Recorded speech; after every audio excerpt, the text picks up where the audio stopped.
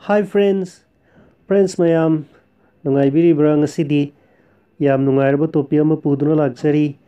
friends surup thakpagi kanaba point ahumdang miyamda ngasidi explain tawjage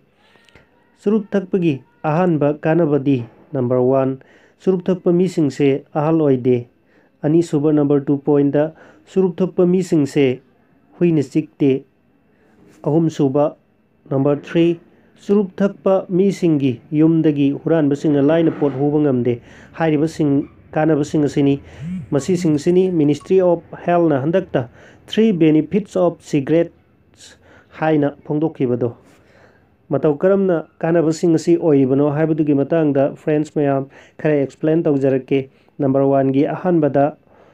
surup thakpa misingse ahal oide haibasigi matangda explain tawjage surup thakpa misingse ahal oide maramdi makoidi naha oingaida lungs fail oiduna ayamba matamda sikiba maramna ahal oide haina Ministry of Health na hairibani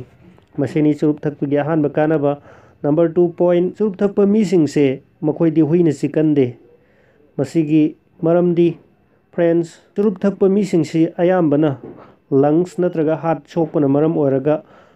satpada khudong thiba oi maram aduna matomta satpa ngamlaktabadagi makutta saisu haibadi sai amagi mateng lauduna satli masina maram oiraga khutta sai paiduna satpa misingbu huisingna yamna ki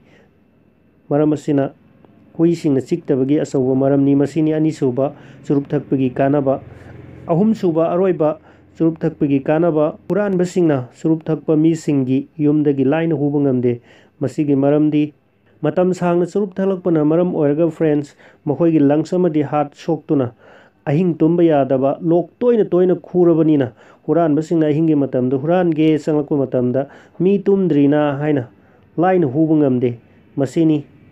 handakta Ministry of Health na surup thakpagi kanaba